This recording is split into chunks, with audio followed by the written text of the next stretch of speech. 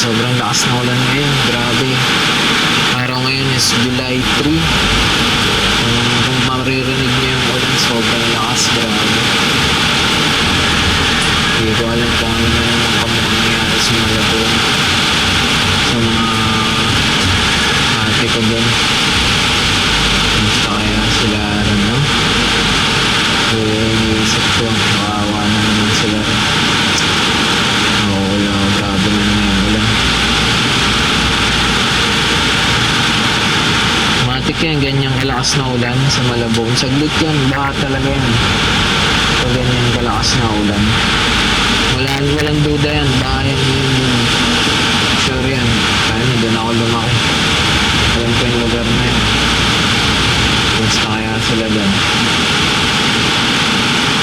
Good morning guys.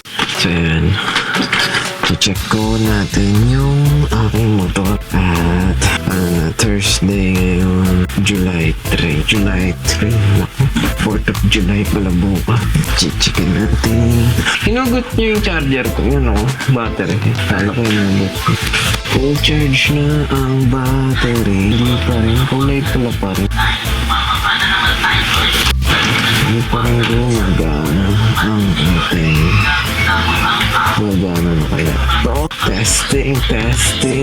Uy, basa ang aking motor. Actually, yung tools ko kayo. And so, testing natin yung battery. Chinerge ko agad. Lakas ng ulan.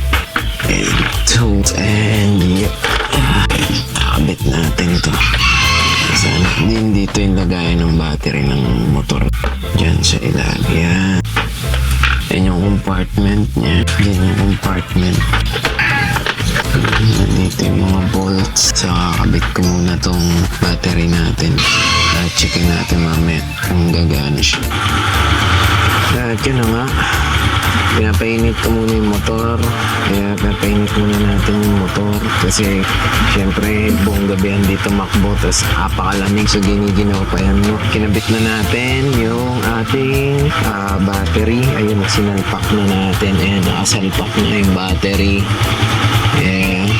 Tapos, pinapainit natin namin. Tapos, testing natin kung talagang gagana na siya. So, 3rd of July, dapat ngayon yung asawa ko ay sa Persia. Mahalaga ako. Nakakalat sa dati. Yeah. So, naayos ko na yung camera ko na to. Yung action camera ko. May ginawa ko ng paraan yung, niya, yung power button niya. Nilagyan ko ng glue gun. Tapos, nilagyan ko ng pampindot ulit.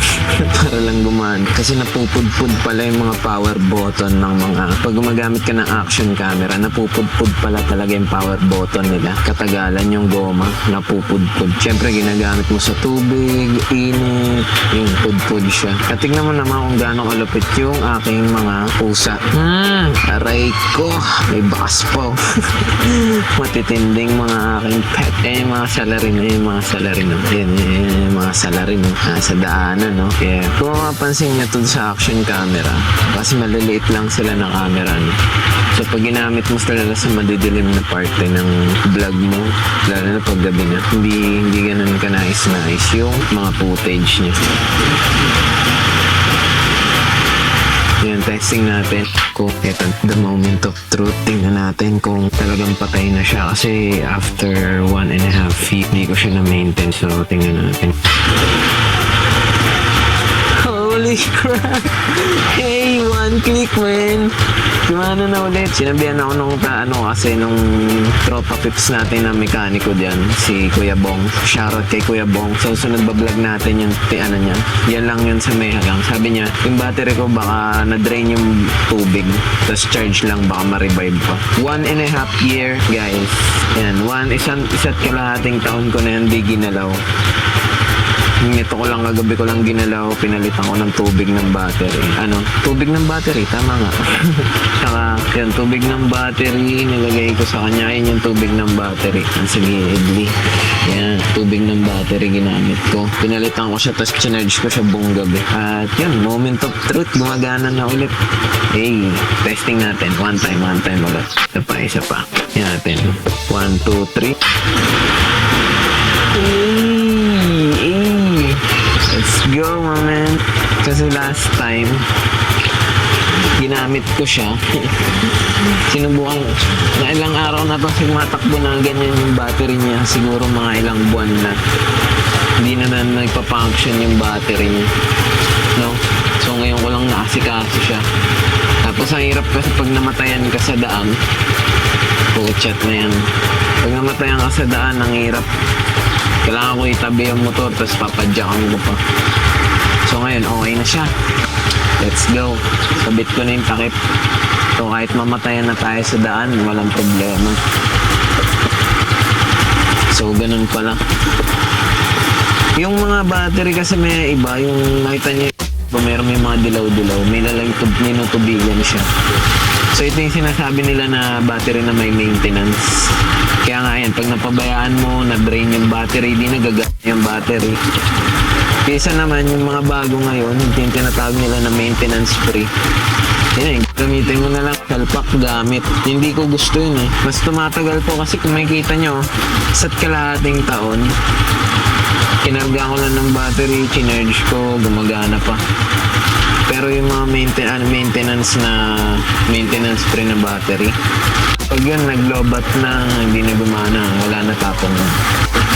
Ito pwede mo pang pagtsagaan, tubig, i-charge mo lang yung battery mo. So ayan, working na ulit. Awa ng Diyos, chinerge ko to buong gabi. Hindi mo. Buti meron tayong malupit na mekaniko, no? Si Kuya Bong, shoutout sa tropa pips natin, si Kuya Bong. Doon ako nakakuha ng mga tips for the day. Hirap na ito kasi pag ganyan sira na yung battery mo. Ay hindi ko magpa-function yung battery mo, namatayan ka sa daan. Puta, parang kang matataranta lalo na sa crossing pag namamatayan ako. Talagang inihinto ko sa kinakarga ko yung motor ko sa gilid para lang padyakan. Eh syempre nakakaya yun, diba? Kaya ayun, naayos na natin, awa ng Diyos. Ganyan lang pala ang technique, tubig. Kasi nakita namin kagabi na misis ko, nilalagyan namin ng tubig yung battery niya. Drain na. Yan lang pala ang technique. So okay na to. Mamaya atid ko yung asawa ko. Kasi check up daw sila. Alas 8 na nga eh. Kaya kung anong oras gigising mo. Siyempre, tools. Hindi pwedeng mawala yan sa motor. Laging meron tayong dalang tools. Just in case masiraan ako sa daan. Meron tayong pangkarga at mga spare of damit. Yan, nakita nyo lagi spare damit sa aking motor. Spare ng tuwalya. Alam mo nga, cabinet yung motor ko eh. Kasi pawisin tayo. Lagi ako may bit na spare ng mababangong damit na laban ng asawa ko. Shout out! At yun, no? Talagang no? Basahan ko pala to sa motor. Ngayon ko lang naalala, pinamamahid ko sa mukha ko kahapon. Crazy man.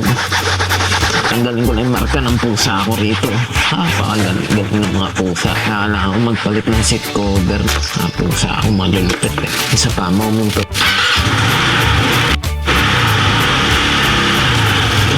Ina, gumagana na. Let's go.